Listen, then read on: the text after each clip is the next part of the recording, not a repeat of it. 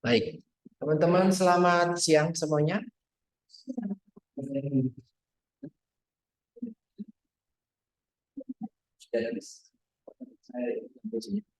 Oke, hari ini kita akan discuss soal bagaimana kalau di dalam budaya kita berbeda-beda di sini. Yang saya tahu Wanti dari Sulawesi Selatan. Ada yang dari luar Jawa, Wanti luar Jawa. Dari mana Mbak Wanti? Dari NTT. Akhirnya Sumateranya Sumatera Bapak NTT juga dari Mentawai. Riau. Puluhan atau Riau? Riau. Ada lagi? Pak? Bintang. Wah. Kamu nggak mau mengakui? Yang mana? Banyak banget. Sumatera Belitang tadi. Ya, asalnya beda-beda atau ada lagi yang nggak dianggap? Dan asalnya beda-beda. Tentu budayanya tumbuh dengan lingkungan yang berbeda. Kebetulan hari ini kasus pertama di Jawa.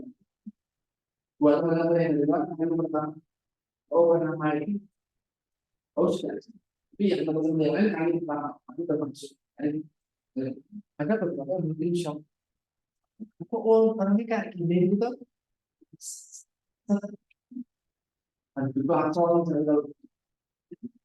Nah, ini saya coba menyampaikan bahwa budaya yang berbeda. Fokus sama saya dulu. Budaya yang berbeda ternyata nanti menjadi hambatan juga ketika kalian berpraktek di dunia kesehatan. Saya sampaikan di sini adalah pelayanan terintegrasi. Artinya apa? Ke depan teman-teman nggak bisa kerja sendirian.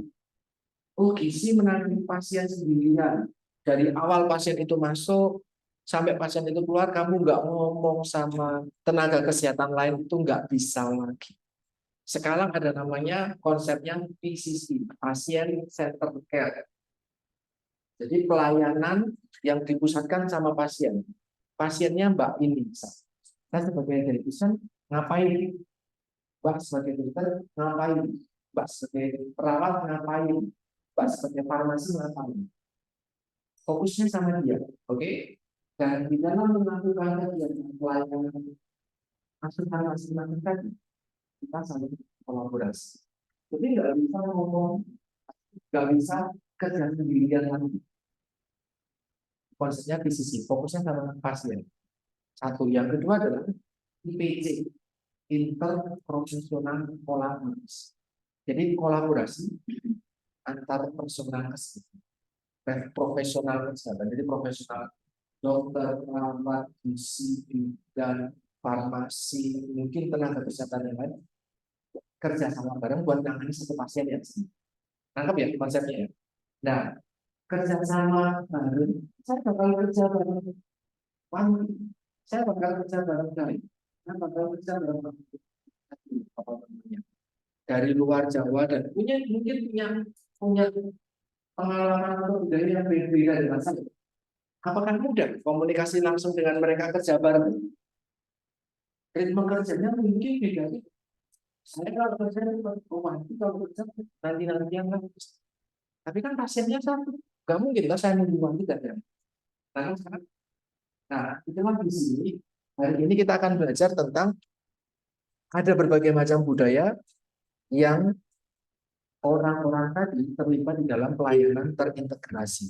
Pelayanan yang fokusnya tadi. Nah, saya akan menyampaikan di sini, teman-teman mungkin nggak begitu lihat.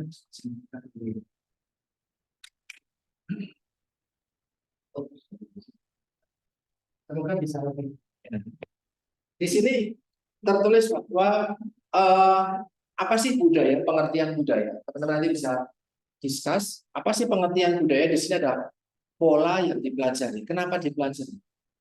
Apakah Wanti ketika dilahirkan tiba-tiba bisa bertingkah laku seperti orang Sulawesi pada umumnya ngomong dengan logat yang sangat atau gaya dengan enthusiasme. Karena teman-teman yang dari Jawa pun nggak bisa langsung unggah-ungguh ngomong sopan pakai krama. Apakah bisa? Enggak. Budaya itu belajar, enggak diturunkan. Jadi kalau kamu tadi dari SMP ya, saya kamu berarti jadi dapat Jawa. Nah, kalau nanti Mbak Grace akhirnya kerja di sini, di Jogja. Akhirnya keluarga di sini ada tinggal menetap di Jogja. Kebetulan Mas mungkin bisa mengerti. Apakah anaknya langsung bisa paham budayanya NTT? Harus kamu ajarkan. Kalau nggak belajar tentang itu, apakah dia pasti bisa tahu? Dia akan jadi lebih sebagai orang juga jadi. Padahal bapaknya mungkin, maaf mungkin bukan orang Jogja.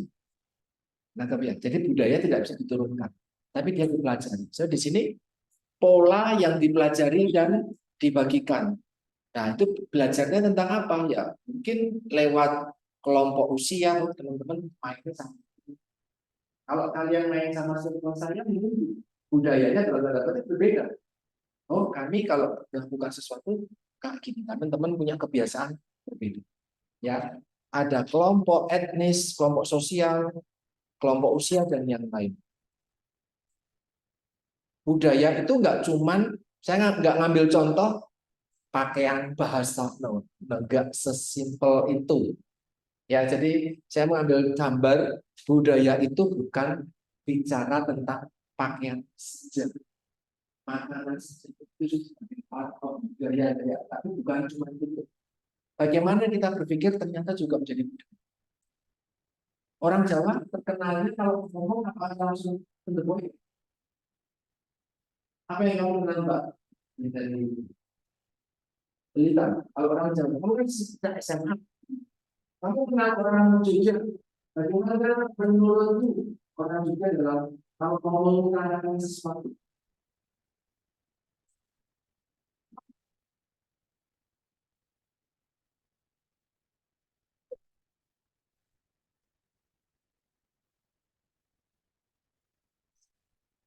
Punya niat sesuatu tapi dibawa ke sana dulu, dibawa ke sini dulu, ngomongin ini dulu, ngomongin itu dulu, sampai mau disediakan ngomong, itu ini dulu, itu ya kamu bekerja.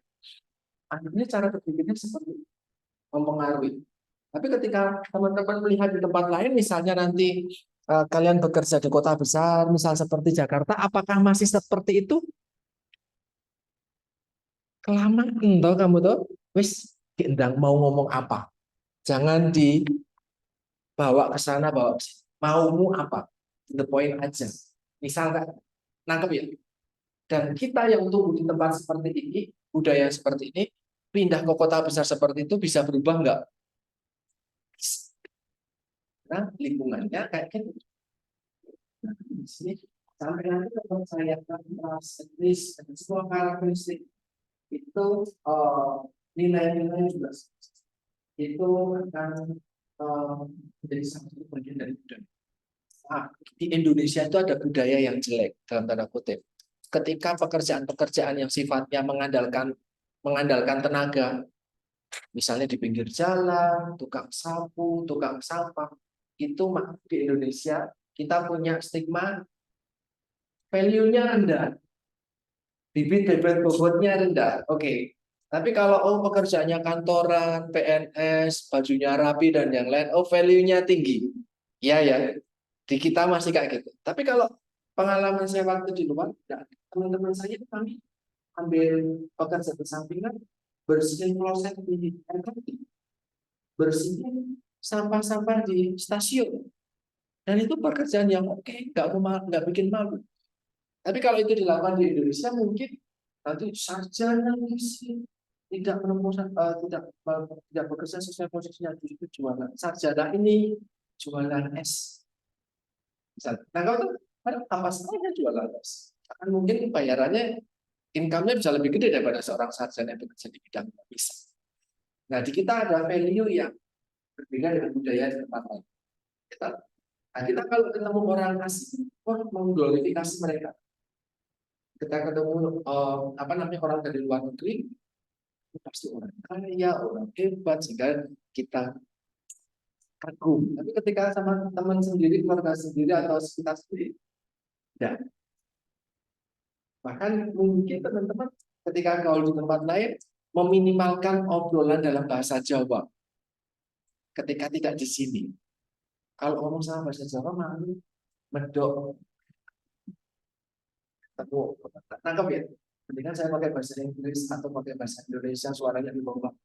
Itu kalian akan ketemu sama teman-teman dari tempat lain. Kalau kalian SMA-nya, itu mungkin nanti balik, sudah ketemu, sudah berubah. Rasa ini itulah salah satu bisa tentang ini. Nah, terkait dengan cultural diversity in Indonesia, kita punya luar biasa banyak suku. Kalau kita mau bicara suku, setiap suku nanti bahasanya beda-beda. Di Jawa aja, kalau kamu bicara tentang suku Jawa, itu nanti setiap region beda-beda tuh bahasanya.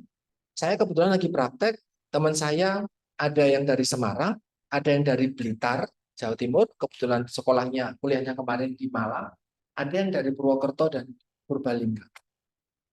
Kalau ngobrol, bahasanya dari tadi pagi nih kan, ngomong soal ini, kalau di tempat itu bahasanya, kita ngobrol dengan bahasa masing-masing bahasa Jawa, tapi ternyata nggak nyambung.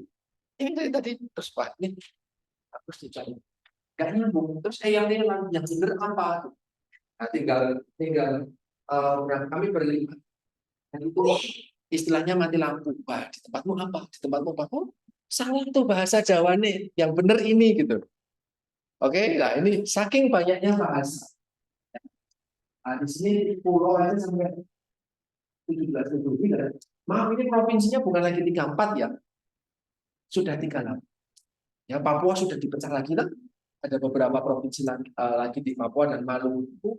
Ada baru lagi, terus paling banyak memang di Papua. Dan mungkin ke depan akan ada provinsi-provinsi tambahan lain. Dengan membawa lebih dari 1.000 etnis, luar biasa gede. Dan mungkin nggak teman-teman nanti akan bekerja bareng salah satu, salah dua dari setiap tempat itu tadi. Mungkin banget. Nggak langsung klop, sama seperti tadi pagi. Kami menangani lansia dan eyel-eyelan. Mau pakai bahasa apa? Karena lansianya dari Jogja, nah, merasa pakai bahasa Jawa yang bagaimana? Karena teman-teman yang di Semarang ataupun Jawa bagian Barat, Jawa Tengah bagian Barat, mereka tidak belajar bahasa Romo halus. Tahunya ya bahasa kasar, bahasa ngapak, atau bahasa Semarangan yang kasar. Tidak belajar bahasa, apalagi yang Jawa Timuran, beda lagi nanti bahasa Indonesia. Bahasa Jawanya beda lagi. Ya, sorry. Nah, itu tadi soal suku. Nah, ini kalau kita bicara tentang jumlah suku, luar biasa di Jawa penghuninya ada sekitar 95 juta suku Jawa. Saya tidak ngomong kita mayoritas ya, maaf ya Wanti, kami mayoritas, no. Nggak ngomongin itu. Di sini kita mau lihat bahwa suku di Indonesia dari 1.800 lebih, inilah yang mendominasi. Tentu kalau mau di list lebih lanjut kan ada begitu banyak suku-suku yang lain gitu ya. Oke, itu bicara tentang suku, budaya, bahasa, bla bla bla bla.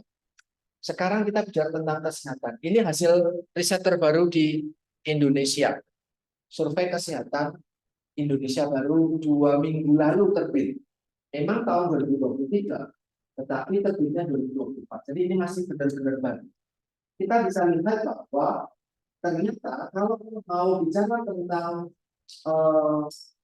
latar belakang seseorang di Indonesia, kaitannya sama diabetes mellitus. Ya, ternyata kalau teman-teman perhatikan, mungkin di slide handphone kalian masing-masing mungkin lebih jelas gitu ya.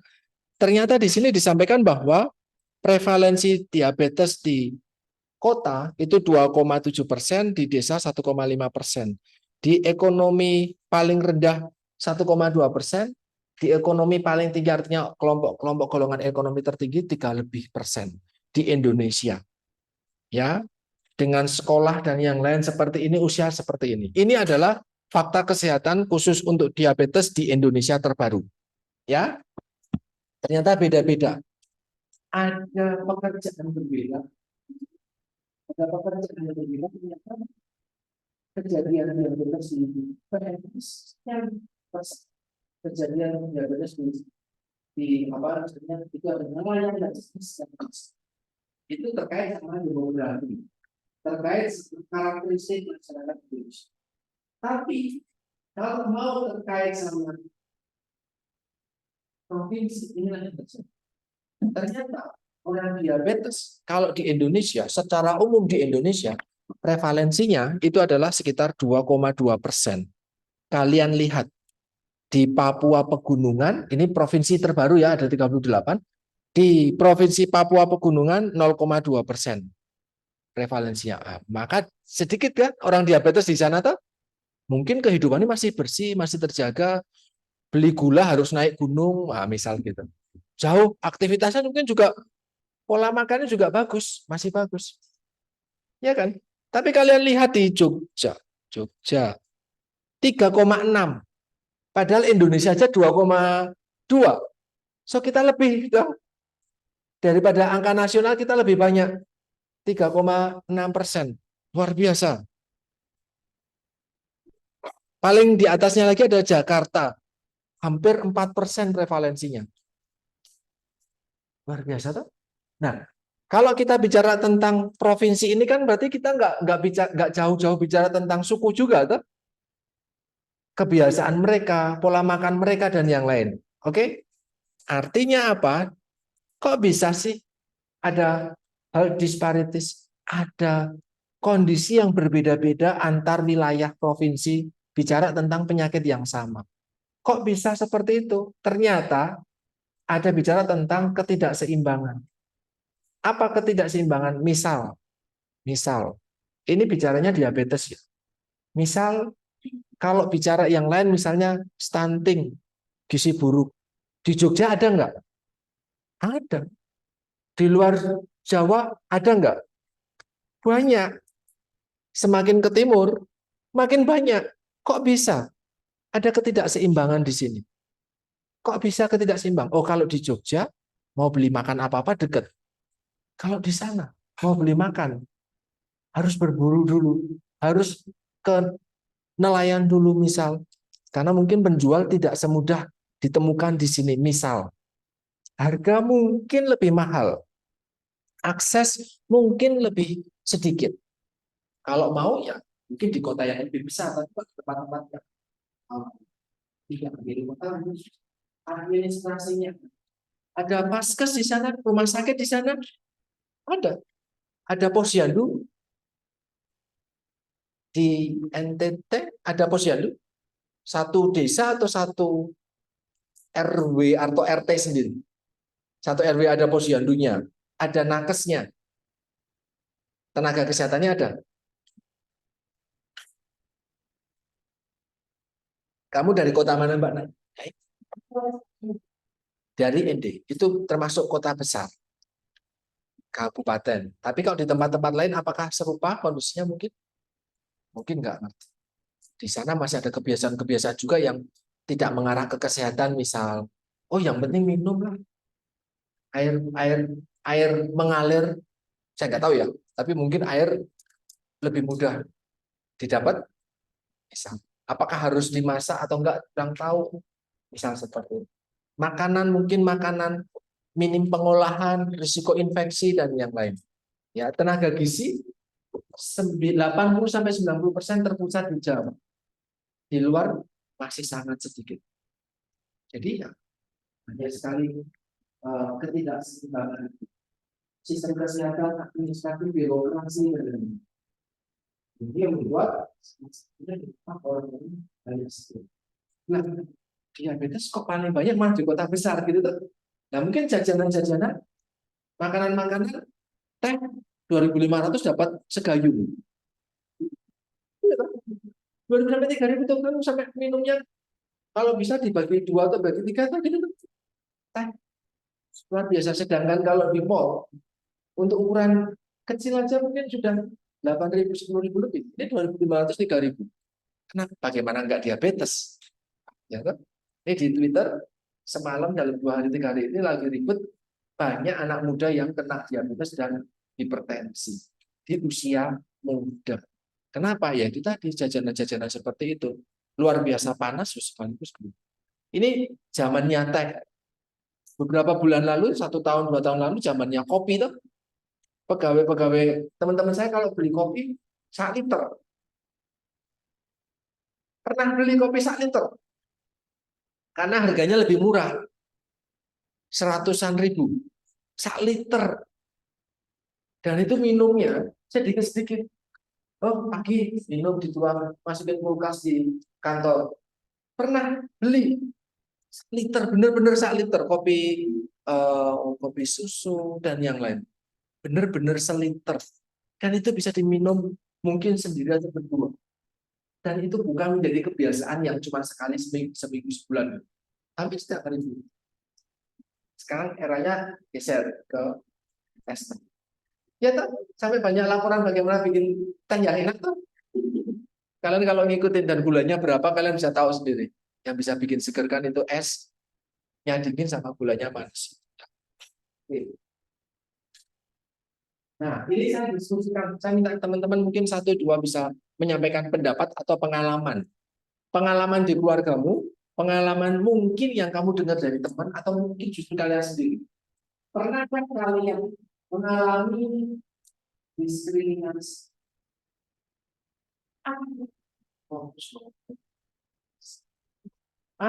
Wong, jadi ada NTT. Ada orang orang timur nih, ada orang Belintang nih, jarang ada. Ada orang Sumatera, misalnya gitu. Belintang mungkin tidak begitu familiar, tapi kalau Sumatera mungkin banyak. Orang mana misalnya? Orang Sulawesi nih, misal seperti itu. Ada bukan pengalaman kalian? Saya punya screenshot. Ya, di sini ada gambar bahwa kalau di Amerika itu sangat sangat sering terjadi, di mana orang kulit hitam itu di nomor 2 kan, nomor 3 kan. Orang nggak mendapat layanan kesehatan yang baik. Kalaupun mereka mau ke vaskes, di nanti aja, di nomor 2, nomor 3 kan, mau janjian, nanti kulit hitam. Itu kalau di Amerika kan. Jadi kejadiannya kalau di Amerika, mereka kalau janjian nggak digampang lah gitu. Tidak diutamakan. Terus kemudian kalau ini terkait sama kesehatan ya, ketika kesehatan ternyata banyak yang menyepelekan dan ninggal ke janjian dengan teman-teman yang berwarna kulit hitam. Kalau di Amerika. Nah, saya tanya teman-teman di sini, ketika bicara budaya, suku, mungkin agama, mungkin ini nggak ada laki-laki kecuali saya di sini kelas ini. Mungkin jenis kelamin. Pernahkah teman-teman mengalami diskriminasi dalam konteks pelayanan kesehatan, dalam konteks bicara yang bekerja di birokrasi, jadi mungkin di dinas kepemerintahan, prosedural seperti itu di kampung, di tempat teman kalian, mungkin tempat tinggal kalian, atau justru sama tenaga kesehatan. Kalau misalnya orang tua kalian sakit, atau mengantar yang sakit, pernah nggak? Tanpa menyebut nama, wilayah, oleh siapa, tapi pernah nggak? Mungkin bukan kalian, keluarga, atau saudara, teman kos, pernah nggak?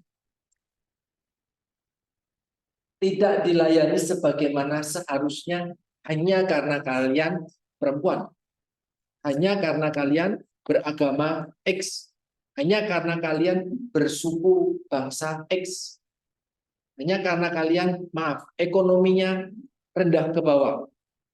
Karena kalian tampilannya atau pakaiannya mungkin nggak rapi, kucel, bau, hal. Ada nggak? Pernah nggak? Pernah tahu nggak? Pernah dengar? Pernah lihat? Atau tidak? So, jujur aja, biar kita bisa diskusi. Ya? Dari sisi utara, ya? No? Nggak pernah oke-oke aja, Mbak? Mbak Dea. Pengalaman saya pribadi, waktu itu saya sama saya tuh ngurusin kayak kartu kebutuhan dari pemerintah itu, tapi punya sumber yang udah meninggal. Jadi kayak kalau misal kita ngurus di pemerintah tuh, ini kartunya tuh mau gimana, bisa lanjut apa harus stop dari apa kalau dia jatuh karena individunya udah meninggal, sumbernya itu meninggal. Tapi waktu sampai ke sana tuh kayak kurang welcome gitu Pak. Karena Gak tahu, mungkin karena kita ngurus dana bantuan pemerintah ya, mungkin kita kayak menyepelekan, oh mungkin orang nggak mampu atau gimana. Padahal maksud kita tuh kalau misal orang yang meninggal, kita mau menyampaikan ini loh orang yang sudah meninggal, jadi kita harus stop bantuannya. Tapi dari sana kalau misalnya Pak, kalau ini harus gimana ya, oh ya coba bisa nanti depan dilempar-lempar tuh Pak. Ya. Birokrasinya muter ke sana ke sini, Ya. taunya halo Mbak datang lagi. Sudah kenalan sama-sama, ada yang bisa dibantu misal kayak gitu. Ya itu pengalaman. Ada, makasih Mbak Dea. Ada lagi?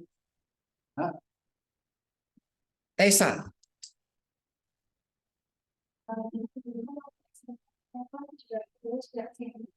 Jadi saya melakukan di rumah sakit juga. Saya sudah saya sudah saat itu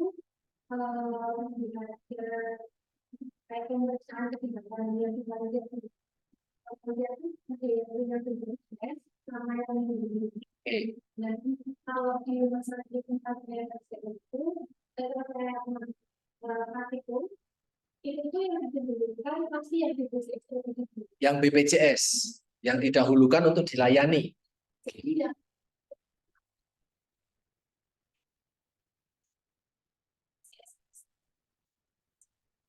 Dan satu juga nanti ya umum itu baru ini dilayani setelah itu. Ada hal kenapa itu terjadi? Kalau saya ya kalau bagian orang membantunya tapi tidak disebutkan. Oke, tapi terlihat. Ya, saya mau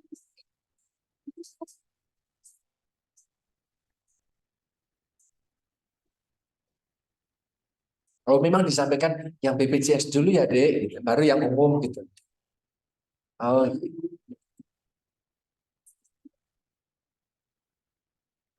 oke, baik. Tapi nggak tahu itu terjadi kenapa ya. Oke. Terima kasih Mbak Tessa. Ada lagi, teman-teman? Tadi kalau terkait sama birokrasi secara umum, kalau ini memang di dunia kesehatan. Pernah, kalau memang nggak ngalamin, pernah denger nggak? Kalau kebenarannya diragukan, kalau pernah dengar. Tapi pernah dengar nggak soal diskriminasi di tempat lain? Atau kasus apa gitu? Apakah hidupmu tetap oke-oke aja selama ini? Indonesia baik-baik saja? Pernah? Nah, diskriminasi. Nah, di sini nggak cuma soal kesehatan, tapi termasuk seperti tadi Pak saya sampaikan, bicara tentang birokrasi. Muter. Mau ngurus apa? Mbak ke loket sana dulu. Dari sana Mbak silakan ke loket sana dulu. Gitu ya. Kalau waktu itu sempat seperti mau ngurus-ngurus luar biasa susah. Nggak bisa langsung ke the point. Di sini aja. Selesai. Satu pintu, satu ruangan, rampung. Nggak perlu kemana-mana. Ya. Nah, itu yang tadi terjadi. Sebenarnya bisa nggak dicegah? Biar nggak kayak gitu Mbak Din. Apa usulanmu? Biar nggak ribet. Dan ayolah, please, saya tuh di sini justru nggak minta duit. Saya tuh di sini malah mau tanya.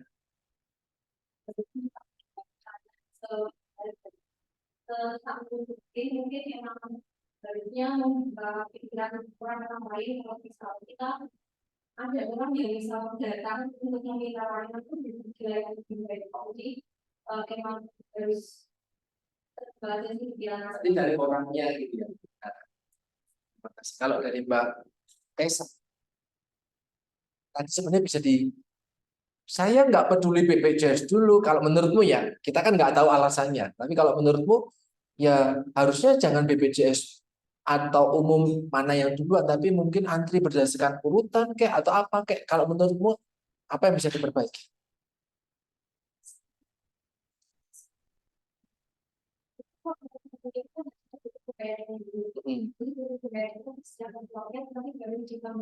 Sesuai siapa yang bayar duluan gitu, dilayani duluan gitu ya.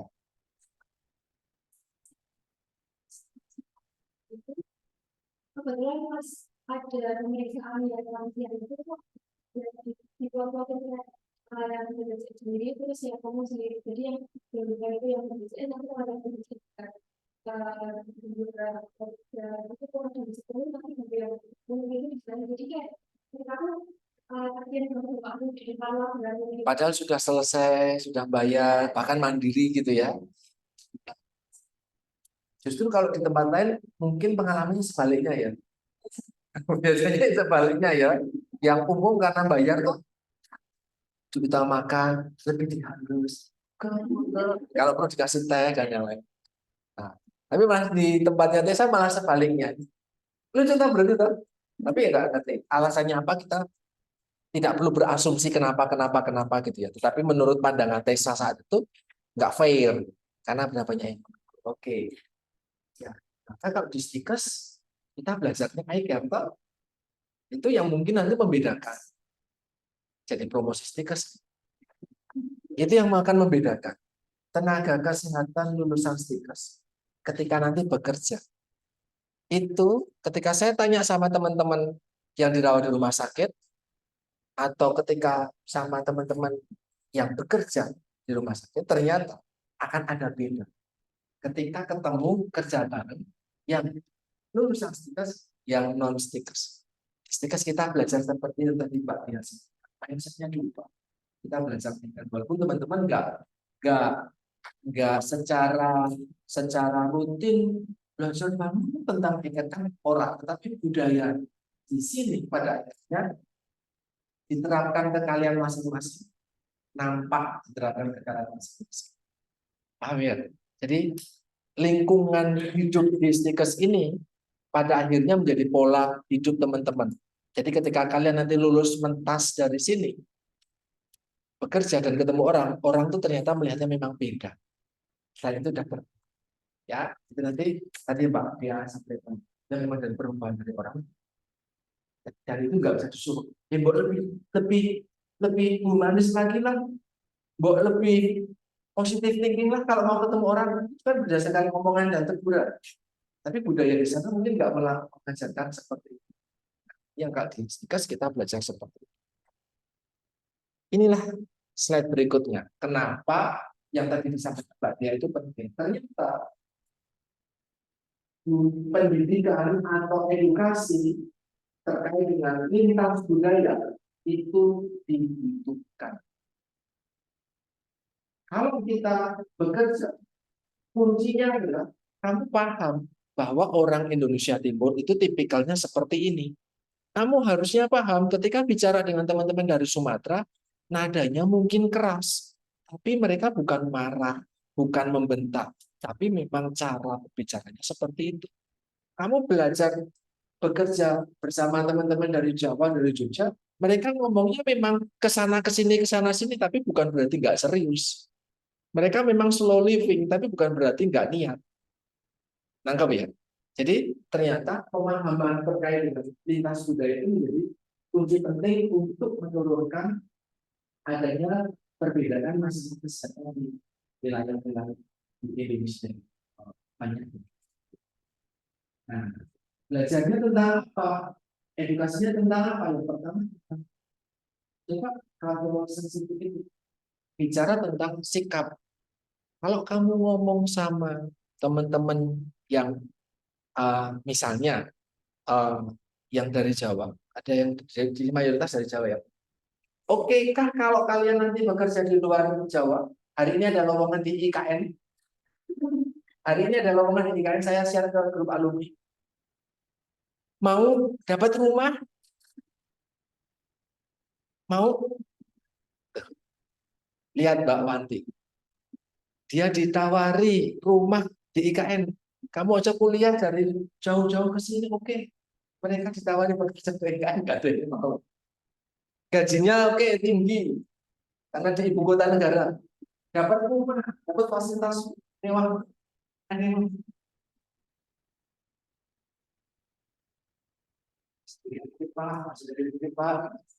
Ini teman-teman yang dari Jawa, dari luar Jawa, ketika kuliah ke Jogja, mantep, mantep, yakin berangkat sendiri, kan? Berangkat sendiri, guys. Masih lulusan SMA waktu itu, gitu. Nah ini kan besok teman-teman sudah lulusan kuliah ke IKN. Nah, ada yang mau nggak misalnya? Nah, ketika kalian nanti di satu tempat yang baru, di budaya yang berbeda, makan. Kalau mau ambil makan, tapi kan magangnya cuma di sini ya, nggak begitu jauh ya. Tapi kan budayanya berbeda, tuh. Budaya kan nggak harus beda suku gitu ya. Kita ngomong jangan ngomong. Nanti teman-teman magang di ACS, kan budayanya ACS, budaya kerjanya berbeda dengan budaya kuliah di sini. Pak maaf Pak, telat 5 menit. Pak maaf Pak, saya nggak bisa ikut kuliahnya. Saya Zoom aja kuliahnya Pak. Tapi di sana 5 menit, pulang bos. Nggak usah praktek, nggak usah magang. Budaya kerjanya berbeda ya. Jadi budaya itu nggak cuma bicara tentang suku. Semua hal. Ketika kalian di sana menjadi seseorang yang baru, yang bicara pertama kali teman-teman adalah bicara sikap. Kalian sesuaikan. Kalau di sini seperti apa sih? Kok disiplin banget? Saya di Panti Breda, utaranya Gracia, ada namanya Panti Breda Abioso. Saya di sana selama 2 minggu ini. Aturannya jelas. Telat 5 menit pulang dan ganti hari Minggu full day. Kamu telat 5 menit, satpamnya Greg, maaf. Ketemu lagi ya hari Minggu. Nggak ada teman-temannya sendiri. Dan itu clear. Nah, di sini kan boleh, kan? Nggak ada masalah. Jadi kan budayanya berbeda. Udah berangkatnya jauhnya minta ampun ke utara, ademnya minta ampun, pulang macetnya panas dan yang lain. Ya tuh. Nah, ini telat 5 menit aja. Gerbang ditutup dan ada ketemu lagi. Satpamnya sudah keras. Maka belajar tentang sensitivitas budaya. Kalau di sana memang kayak gitu, ya udah. Saya menyesuaikan. Teman-teman yang dari luar Jawa, kalau ngomong sama orang teman-teman yang dari Jawa, jangan bawa pola kalian. Karena kalau dengar sesuatu yang keras sedikit, kita akan merasa kayak dimarahi. Kita merasa kayak kayaknya saya salah apa nih? Kok dia marah-marah gitu. Padahal nggak bermaksud seperti itu gitu. Mungkin nggak bisa diajak guyonan. Cara bercandanya mungkin berbeda. Sehingga nanti sensitif. Jadi gampang marah misalnya. Jadi perlu paham dulu, terus mungkin ada pendekatan-pendekatan yang lain. Kemudian tingkatkan juga pengetahuanmu bahwa di sana memang seperti itu. Jadi kenal. Kemudian pada akhirnya keterampilan kalian bisa hidup bareng. Dan masih asrama atau kos?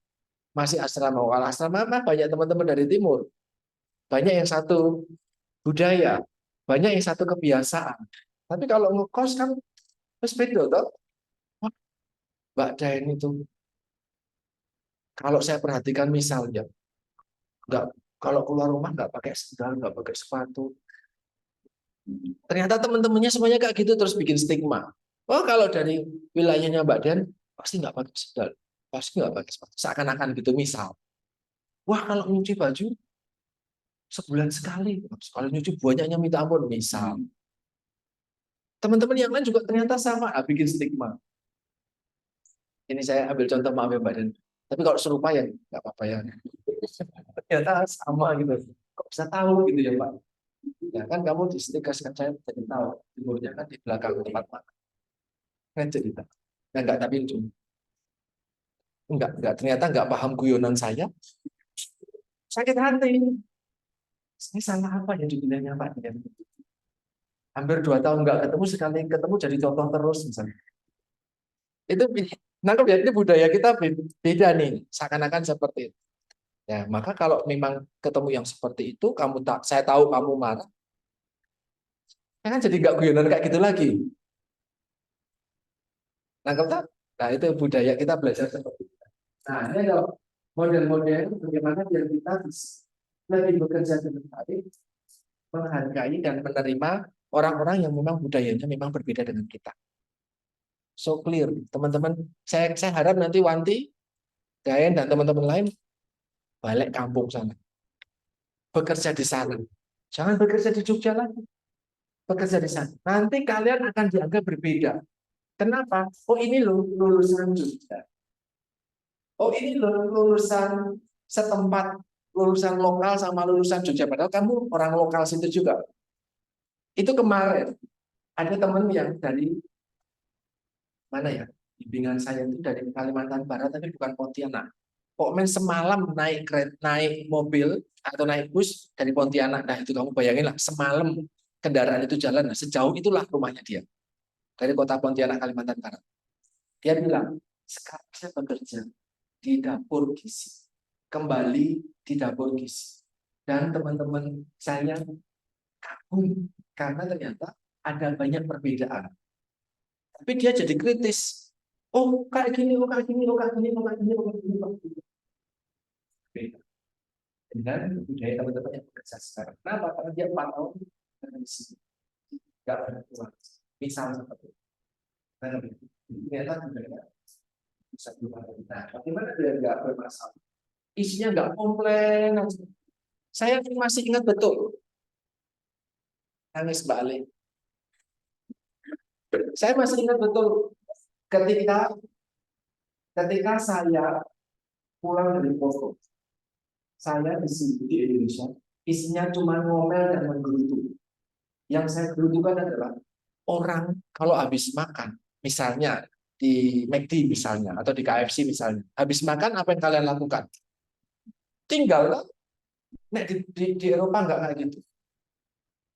Dibersihin, karena ada kertas alasnya, ada mungkin sambal dan yang lain atau dilipet-lipet semua. Nampannya dikembalikan ke tempat nampan, ininya dimasukin ke lubang sesuai dengan wadah masing-masing. Itu ada tempat sampahnya tuh, kertas sama tempat sampah kayak waktu itu, botol misalnya, atau tempat minum, plastik dan yang lebih bisa. Di sini ada itu kok, ada karena standarnya di seluruh dunia sama. Tapi pernah dilakukan? Apakah kalian lihat selalu bersih di semua meja-mejanya? Enggak. Ketika ditanya waktu itu di Twitter, kok budayanya nggak gini? Ditanya, lah kan saya sudah bayar, mbaknya sudah dibayar, ya bersihin dong. Kan saya juga sudah bayar. Itu alibinya. Saya komentar betul soal itu. Ketika melihat tempat makan, tapi ketika saya melakukan itu, dilihat banyak orang. Kok iya sih lu?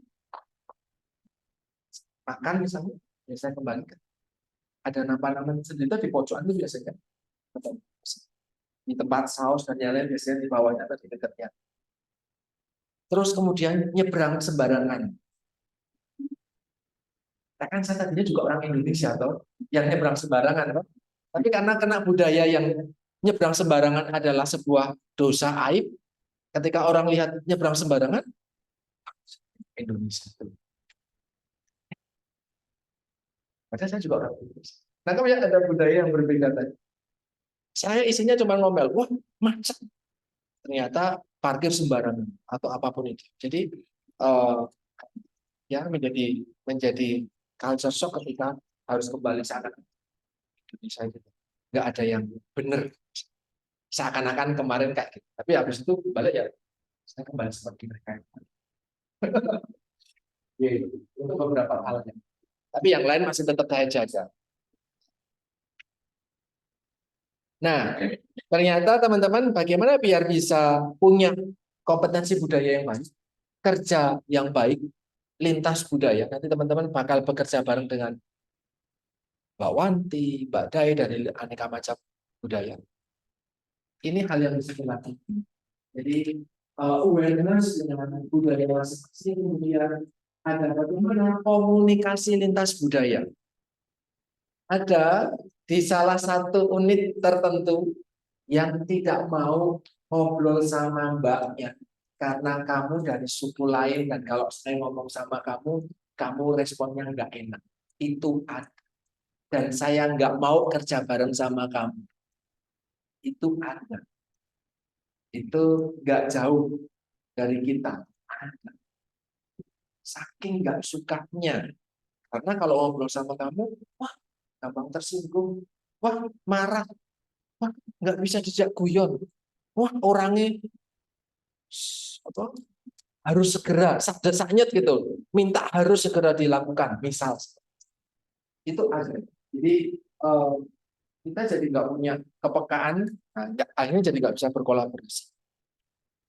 Dan punya omongan untuk menerapkan. Ini kamu duduknya di sini semua, apakah karena memang teman-teman nggak menyukai kalian gitu misal?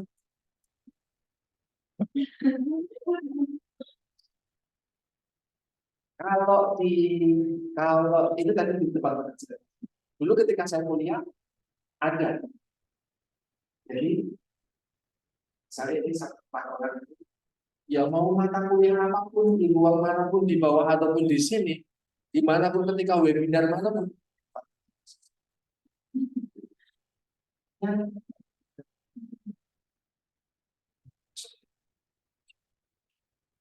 Kami menyampaikan datanya kemudian dilihat sama kadang-kadang kita bisa ngobrol banyak itu sama kita punya sendiri gitu. Transparan dunianya bercerita itu dulu ketika kuliah teman-temannya masih kayak gitu karena hampir 3 kali lipatnya kalian kelas saya itu dari 67 lebih dan dari seluruh Indonesia ada aja dari Indonesia Timur sampai Indonesia bagian Barat itu ada semua. Oke, nah ini penjelasannya gitu ya terkait dengan bagaimana meningkatkan kompetensimu nanti ketika harus bekerja secara lintas budaya. Pertama, tingkatkan knowledge-nya, tingkatkan pengetahuanmu secara umum maupun secara spesifik terkait dengan mereka, terkait dengan dirimu sendiri juga. Kemudian ini ada beberapa hal yang bisa kalian lakukan untuk meningkatkan keterampilan berkomunikasi lintas budaya. Oh, kalau mau ngomong sama orang yang dari suku ini atau kebiasaannya ini seperti ini loh cara. Kalau kamu nanti ngekos, Mbak Wanti juga masih asrama. Kalau nanti mungkin ngekos, akan nggak mungkin dong satu kosnya sesama Sulawesi.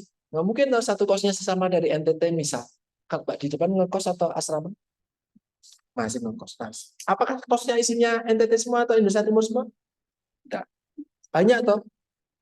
Ngobrol nggak sama sebelahnya? Ngobrol. Hai, siapa nama sebelah kamarmu? Kata. Sangka. Nah, enggak ya. Nah, nanti akan lebih banyak kenal ketika kalian bisa berkomunikasi di luar zona nyaman kalian berdua. Tapi banyak dari Indonesia Timur kalau di asrama tuh. Ada yang dari Indonesia Barat yang di asrama?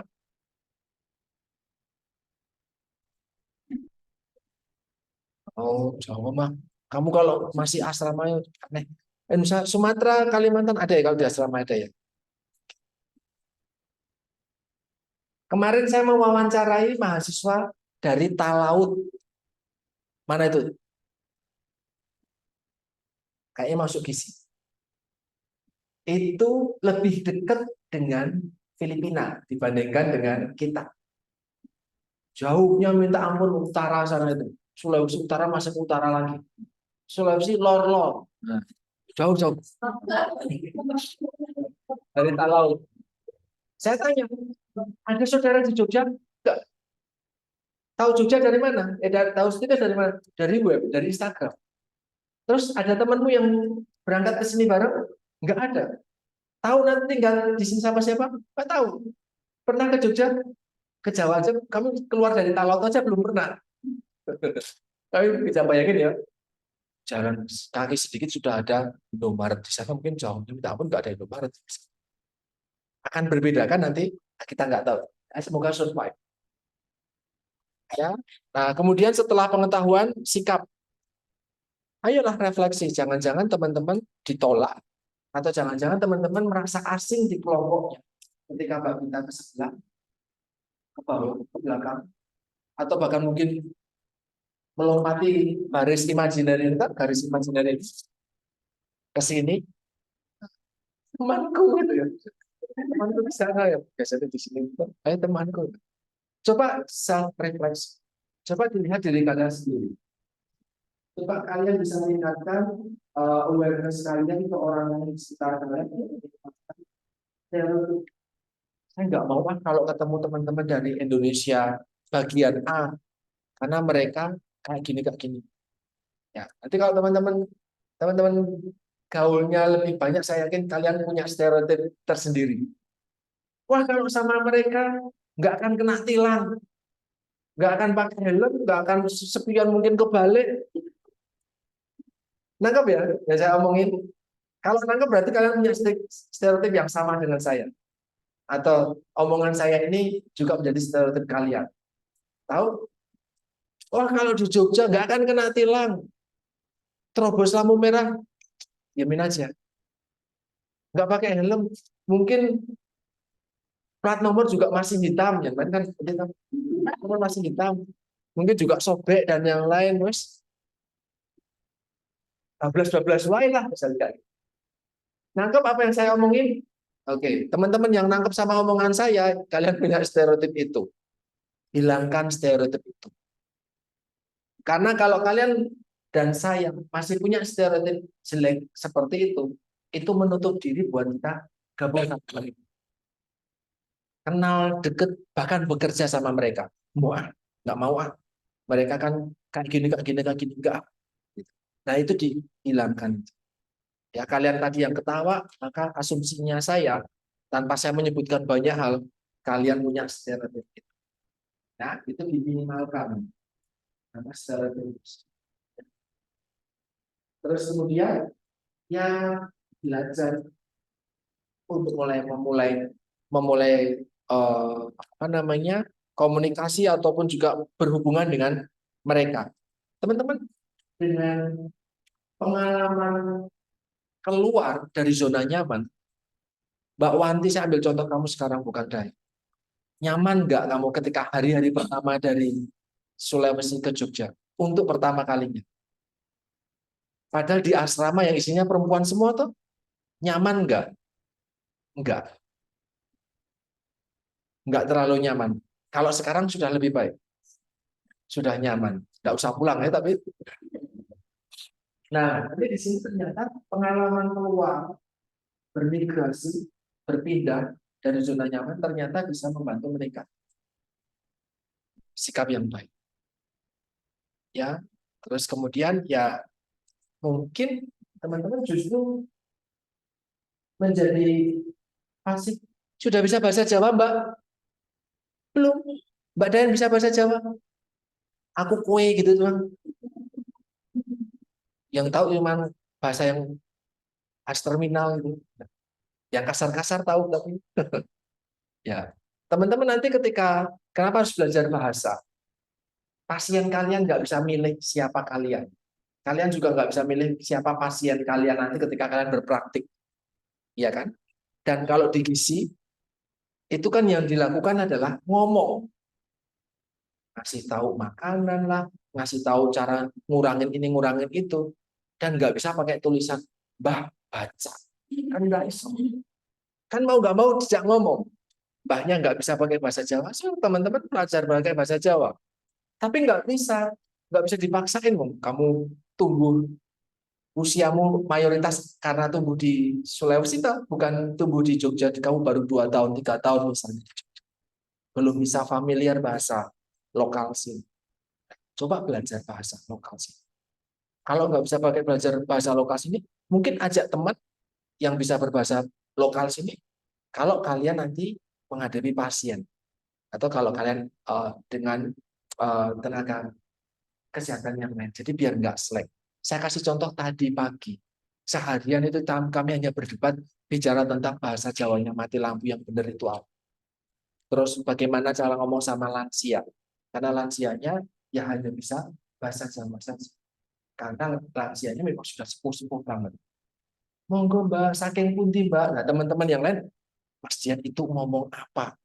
Padahal sama-sama orang Jawa. Dari Jawa Tengah. Tapi ternyata pemahamannya. Terus ini ternyata semakin banyak dari sini mengembangkan kompetensi budaya kalian di dalam bekerja sebagai bagian di dalam tim kesehatan yang terintegrasi. Tadi saya sampaikan, kalian tidak mungkin belajar sendirian.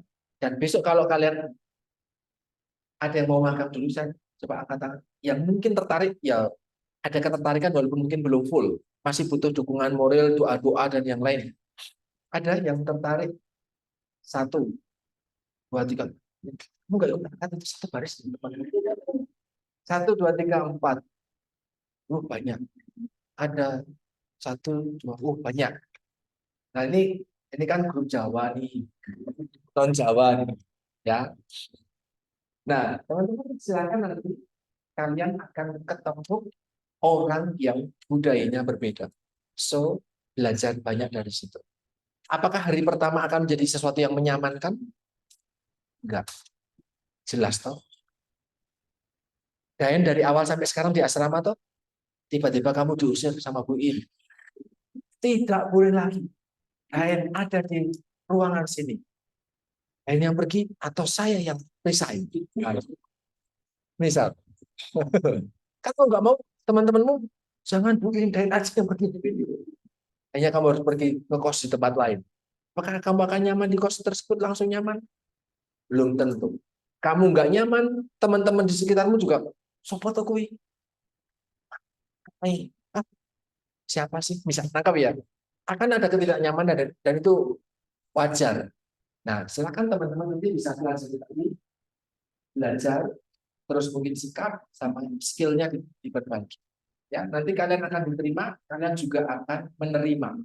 Kalau masih asing sampai sekarang, teman-teman yang dari luar Jawa khususnya masih asing dengan budaya di Yogyakarta, budaya bekerja, budaya ngomong, budaya guyonan, budaya bersosial, itu ada yang salah sama kita di sini atau kalian. Kalau sampai sekarang masih belum bisa menerima dengan baik. Ya, ini angkatannya Rosi bukan?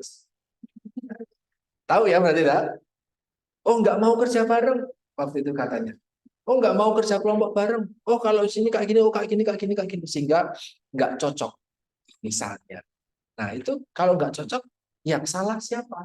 Ketika saya ngomong sama Rosi, yang salah teman-temannya. Ketika saya ngomong sama temennya, yang salah Rosinya. Nah, gitu. Kan berarti ada hubungan yang tidak harmonis. Tapi ketika di dunia bekerja atau mungkin dunia praktek, dunia magang, apakah teman-teman akan ya sudah sendiri-sendiri aja gitu? Tidak. Kan? Coba refleksi dari diri kalian masing-masing dulu. Biasa nih bisa menerima pemahaman, oh kalau di tempat sini memang budayanya seperti ini, di tempat itu budayanya seperti itu. Gitu ya. Nah, ini mungkin terakhir, pernah nggak PKM, panitia, kegiatan, atau apapun itu bareng dengan yang lintas budaya dan kamu merasakan betul adanya beda banget budayanya? Anyone bisa cerita?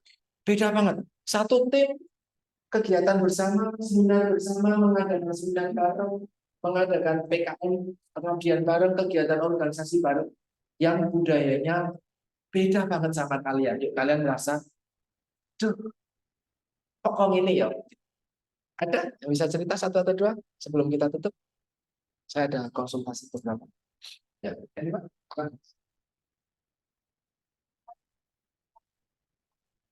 Oke, di Ilmaki wah Indonesia bagian 2, 3, wilayah 2. Oke. Bisa.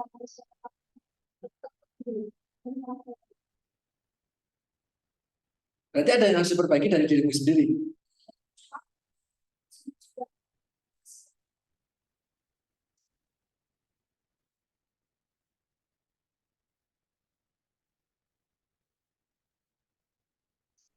Oke, budayanya jadi berbeda-beda. Saya dulu membuat Ilmaki, termasuk formatur Ilmaki di awal 2007-2008. Dulu kalau rapat kamu sekarang pakai Zoom, pakai offline, cepat offline dan yang lain. Kami belum ada Ilmaki wilayah 1, 2, 3, masih satu wilayah Indonesia. Jadi kalau rapat ya sampai Makassar. Saya berangkat ke Makassar dan yang lain. Ke Bandung, ke waktu itu ke Jogja, ke UGM. Komunikasinya pakai apa? Belum ada WhatsApp. 2007 belum ada. Cuma bisa ngandal ke SMS saat itu. Kalian 2007 usia berapa? 3 tahun saya sudah ke Makassar mewakili Undip waktu itu. Nah, kami rapatnya pakai Yahoo Messenger. Yahoo aja sudah nggak ada tuh.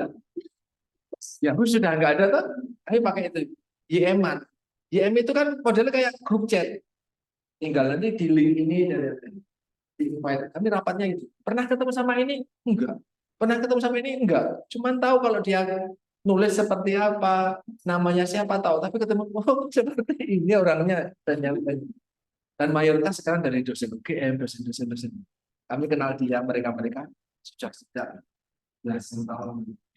Ya, budaya ya jelas beda banget kalau ketemu sama teman-teman Makassar seperti apa. Tapi sampai detik ini kami masih komunikasi. So, ya menyesuaikan diri tadi. Ya, ada tadi belakang, Mbak. Terima kasih. Ceritanya soal organisasi. Mbak Wan, Mbak Vince.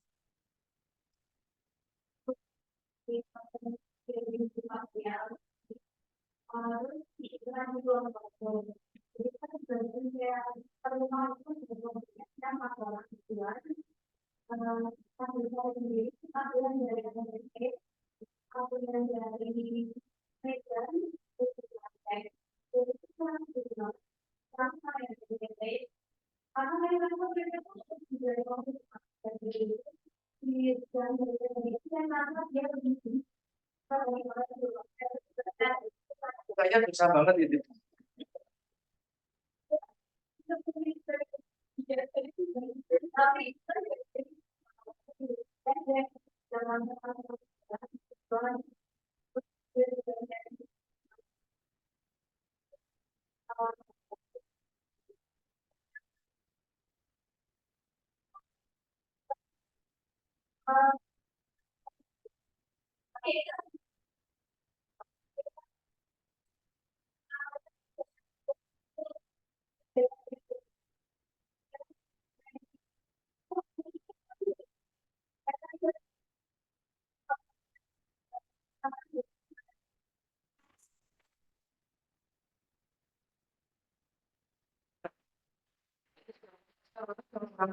Kalau orang di tempat mereka ya bisa diandalkan, mandiri gitu kan.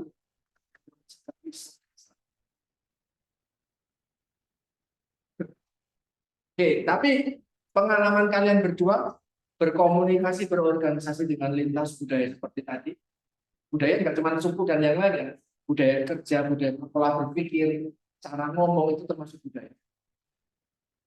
Membantu kamu membuka hal yang baru nggak sih? Ngasih manfaat nggak sih buat kalian? Ngasih manfaat. Ada apa manfaat yang kamu rasakan? Oke, kalau isi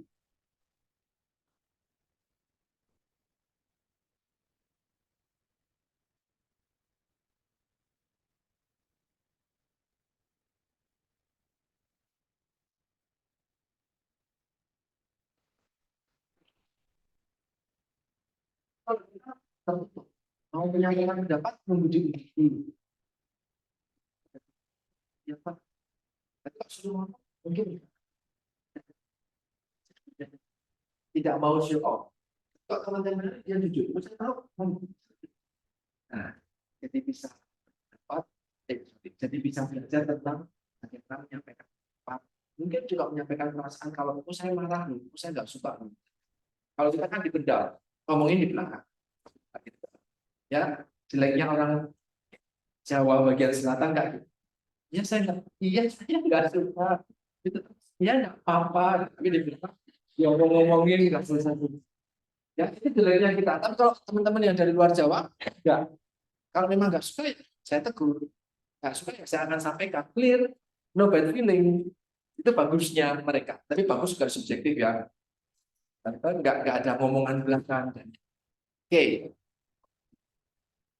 ini ada beberapa model. Nanti silakan dibaca tentang bagaimana meningkatkan personal kalian. Ya, mulai dari mengkaji, kemudian ada advising, jadi mulai saran, persetujuan, pendampingan, sama mungkin merencanakan. Sudah mulai saya Pak tuliskan di sini, silakan nanti bisa dipelajari secara mandiri. Ini lebih ke arah bagaimana mendekatkan diri dengan yang budayanya berbeda-beda. Bagaimana yang punya arah dan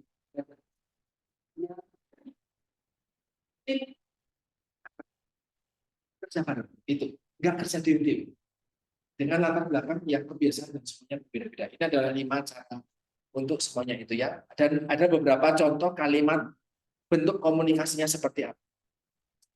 Itu yang biasa saya sampaikan pada mau tanya sesuatu. Semoga relate sama kondisi kalian, tapi kalau belum praktik, mungkin belum. Maka kemarin kalian saya ajak secara random. Silahkan ke pasar, silahkan ke tempat wisata, ke terminal, bla bla bla. Ketemu orang random yang mungkin mereka punya budaya yang berbeda dengan kalian. Oke, itu yang bisa saya sampaikan teman-teman sekalian. Terima kasih buat sore hari ini. Kita ketemu lagi minggu depan. Hah? Minggu UTS. Ya kan kelasnya komunikasi tetap tidak UTS. UTS-nya kan mungkin pagi, siang tuh. Nanti ketika sore jam segini terus saya baru bisanya. Kan sudah nggak ada ujian sore-sore. Ya, komunikasinya kan sudah UTS kemarin. Itu saya cukupkan dulu. Terima kasih. Selamat sore.